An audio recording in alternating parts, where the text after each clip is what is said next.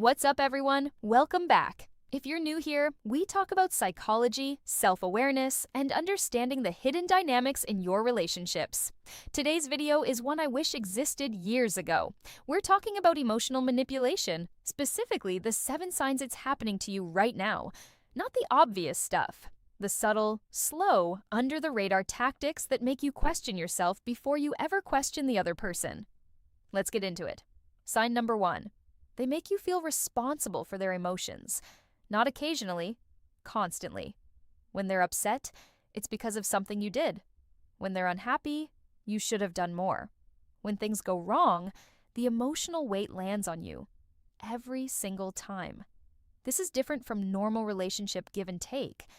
In healthy relationships, people own their feelings. They say, "I'm feeling hurt," and work through it. An emotional manipulator skips that entirely and goes straight to making you the cause. Over time, you start managing their emotions before your own.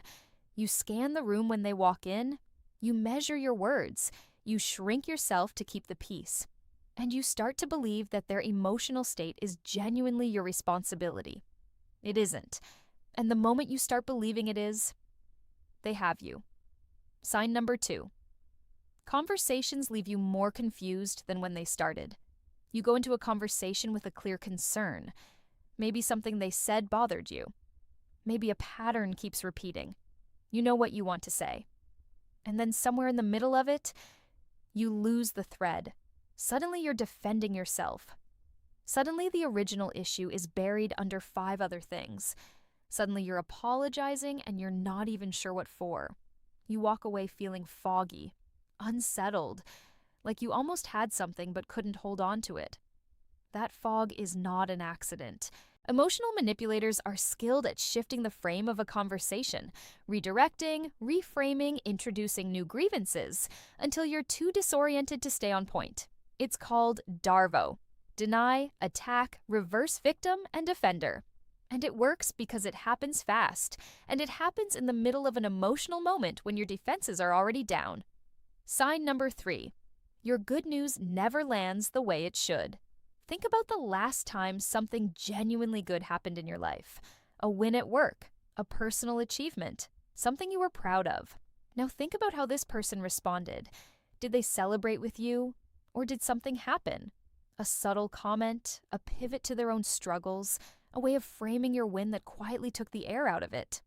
Emotional manipulators struggle to hold space for your joy because your joy shifts attention away from them. So they minimize it. They one-up it. They respond with something that makes you feel almost guilty for being happy. And the worst part? You stop sharing the good stuff. You edit yourself before you even walk in the door. You protect your happiness from them, which means they've already taken something from you. Sign number 4. They use what you've shared against you. At some point, you trusted this person. You told them about your insecurities, your fears, your past, the things that still hurt, the places where you're still a little raw. And then one day, in an argument, in a moment of tension, those things come back, wrapped in just enough plausible deniability that they can say they didn't mean it that way. But you felt it. You know what just happened. This is one of the most painful signs because it weaponizes your own vulnerability. It teaches you that opening up leads to exposure. And over time, you stop being honest. Not just with them, but sometimes with yourself. Because vulnerability starts to feel dangerous. If someone is consistently using your soft spots as ammunition, that is not a safe relationship. Full stop. Sign number 5. You apologize constantly. And you're not sure why. Track how often you say sorry in this relationship. Then ask yourself, what am I actually apologizing for? Emotional manipulators create an environment where you are always slightly in the wrong. Not dramatically, not accusatorially, just subtly, consistently off balance. There's always something you could have done better. Always a way your words landed wrong. Always a reason the tension is somehow connected back to you. And because you're a reasonable person, because you actually care, you take it seriously. You apologize, you adjust, you try harder, but the goalposts keep moving. Because the point was never for you to get it right. The point was to keep you trying. Sign number 6. They're a completely different person in public.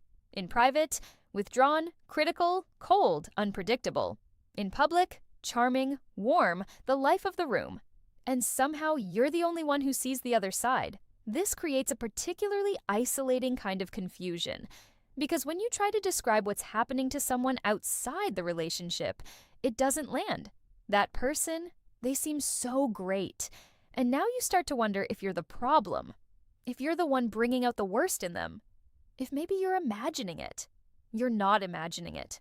The gap between who someone is in public and who they are in private, when there's nothing to perform for, is one of the most telling things about a person's character. Sign number 7. You feel like you're constantly earning your place. In a healthy relationship, you belong. Not because you performed well this week, not because you managed your behavior correctly, not because you said the right thing at the right time. You just belong. With an emotional manipulator, belonging is always conditional. It's always one mistake away from being withdrawn. You feel it, that low-grade anxiety of needing to stay in good standing, of not rocking the boat, of being on your best behavior not because you want to, but because you're afraid of what happens if you're not. Love should not feel like a job you're always at risk of losing. So what do you do with all of this? First, believe what you observe, not what you're told to observe, not the version of events you're handed after a confusing conversation. What you actually see, feel, and experience over time. Your perception is data. Treat it that way. Second, find at least one person outside this relationship you can talk to honestly. Manipulation thrives in isolation. The more you can reality check with someone you trust, the harder it becomes to gaslight you. Third, start paying attention to how you feel after interactions. Not during. During is often too confusing, but after. Drained or energized, smaller or more yourself. Your nervous system knows things your brain hasn't caught up to yet. And fourth, consider talking to a therapist. Not because something is wrong with you, because untangling this kind of dynamic is genuinely hard, and having a professional in your corner makes it significantly easier. Here's what I want to leave you with. Recognizing these signs is not about villainizing someone.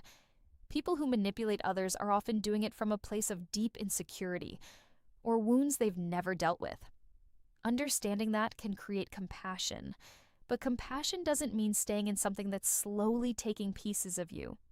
You deserve relationships where you don't have to earn your place, where your joy is celebrated, where your vulnerability is protected, where you leave conversations feeling more like yourself, not less. If this video resonated with you, you already know why. Trust that.